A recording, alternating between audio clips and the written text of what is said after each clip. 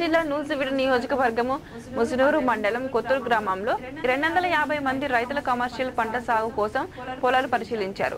తెలంగాణలో కొత్తగా నిర్మించిన ప్రాజెక్టుల వల్ల భూగర్భ జలాలు పెరగడంతో ఆంధ్రప్రదేశ్ వ్యవసాయ పరిశీలించేందుకు రైతులు వచ్చారు. సిద్దిపేట నియోజకవర్గానికి ఆయిల్ పామ్ సాగుకు ప్రకటించిన నేపథ్యంలో తెలంగాణ రాష్ట్ర రైతులు జీడి మామిడి, కొక్కో, పామాయిల్ తోటలు పరిశీలించారు. ఆర్థిక శాఖ మంత్రి హరీష్ రావు ఆధ్వర్యంలో క్షేత్రస్థాయి పరిశీలనకు వచ్చామన్న రైతులు మా ఏరియాలో కూడా భూగర్భ జలాలు పెరిగాయని, మేము కమర్షియల్ క్రాప్స్ సాగు చేస్తాం అని తెలిపారు.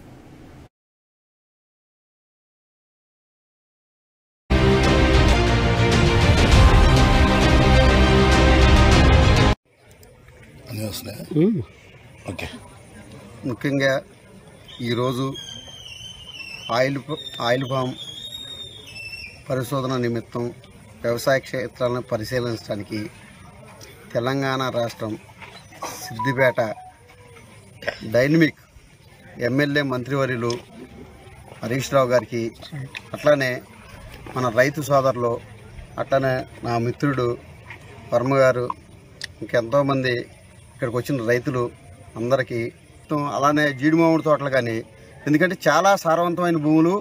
మొన్నటి వరకు అక్కడ వాటర్ ఫెసిలిటీ తక్కువ ఉంది. ఇప్పుడు ఎప్పుడైతే వాటర్ ఫెసిలిటీ కలిగిందో దాన్ని అక్కడ రైతుల్ని ఇంకా ప్రోత్సహించి ముందుకు తీసుకెళ్లాలనే ఉద్దేశంతో హరీష్ రావు గారు చేసిన ఈ ఒక పెద్ద భగీరథ ప్రయత్నం అని చెప్పుకోవాలి మనం.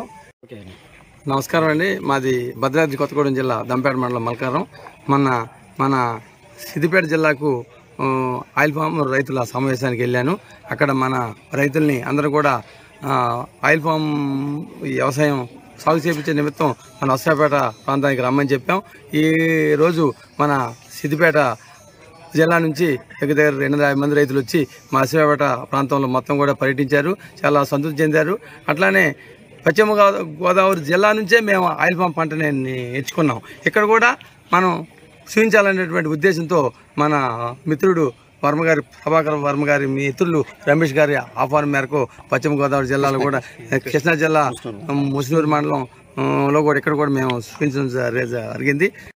రైతులను అందరినీ అవగాహన సదస్సుకు మొన్న పిలవడం జరిగింది హరీష్ రావు సార్. దాన్ని దృష్టిలో పెట్టుకొని పామాయిల్ అంటే ఏంది, మనం అగ్రికల్చర్ కాదు హార్టికల్చర్ పంటలను పండిస్తే రైతులు బాగుపడతారని ఒక ఆలోచనతోటి ఆయనే ఇక్కడ రైతులను మెయిన్ రైతులను ఎవరెవరైతే అవగాహన ఉన్నదో ఆ రైతులను పిలుచుకోవడం జరిగింది.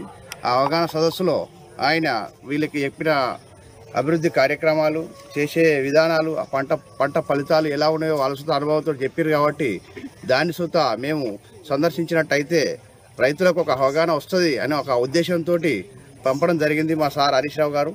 దాన్ని మేము నిన్న రాత్రి ఒక 240 మంది ప్రయాణం చేయడం జరిగింది.